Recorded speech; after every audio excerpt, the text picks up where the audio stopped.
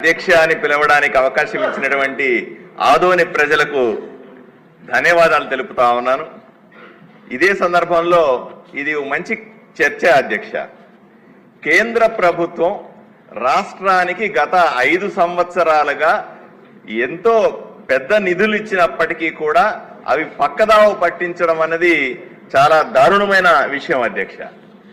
కేంద్ర ప్రభుత్వం రాష్ట్రంలో సుమారుగా 142 పథకాలను అమలు చేస్తాం.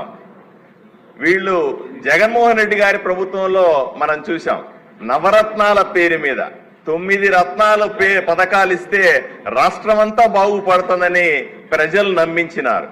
నవరత్నాల్లో కూడా మీరు చూస్తే అధ్యక్ష, మొట్టమొదటిది గృహ పథకం అయితే దానికి 100% నిధులు ఇచ్చేది కేంద్ర ప్రభుత్వమే.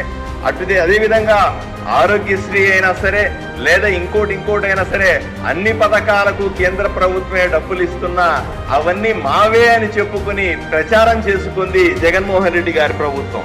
దీన్ని మనమందరూ కూడా చాలాసార్లు ఖండించాం. నేను చాలాసార్లు చెప్పాను అధ్యక్ష, గ్రామీణ ప్రాంతాల్లో 100 రూపాయలు ఖర్చు పెడితే 80 రూపాయలు కేంద్ర ప్రభుత్వం సరాసరి పథకాలకు ఇస్తుంది అని చెప్పాను. నేను ఒకే ఒక్క విషయాన్ని మీ దృష్టికి తీసుకొస్తాను అధ్యక్ష, మంత్రి గారి దృష్టికి కూడా తీసుకురావాలి. నా ఆదోని నియోజకవర్గంలో అధ్యక్ష, కేంద్ర ప్రభుత్వానికి సంబంధించినటువంటి పథకాలు డబ్బులు ఎన్ని వచ్చినా సరే రాష్ట్ర ప్రభుత్వానికి సంబంధించిన 10-20% గ్రాంట్లు కూడా ఇవ్వకపోవడం వల్ల అన్ని వెనక్కి వెళ్ళిపోయినాయి అధ్యక్ష. ఉదాహరణకి సమ్మర్ స్టోరేజ్ ట్యాంక్ నాశనం అయితే అది పాడైపోయిన ఒక వాల్ పూర్తిగా పడిపోతే 80 కోట్ల రూపాయలు కేంద్ర ప్రభుత్వం ఇస్తే కేవలం 10 కోట్ల రూపాయలు రాష్ట్ర ప్రభుత్వం ఇవ్వలేకపోవడం వల్ల ఆ డబ్బులు వెనక్కి వెళ్లాల్సిన పరిస్థితి వచ్చింది అధ్యక్ష.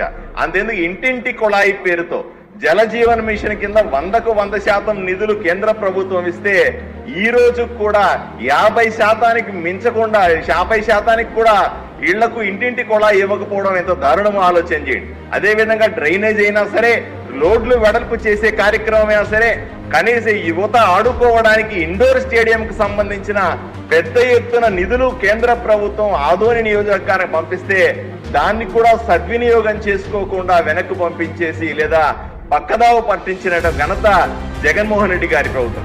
ఈ పొరపాట్లు మళ్ళీ జరగకుండా ఉండాలని గ్రామీణ ప్రాంతాల్లో నరేంద్ర మోదీ గారు నేరుగా ఇచ్చేటువంటి డబ్బులు సర్పంచ్ నిధుల నుంచి పక్కదారి మళ్లించకుండా చూడాలని మనం ఎన్నోసార్లు విన్నవించుకున్నాం. అది జరుగుతుందని ఆశిస్తా ఉన్నాం.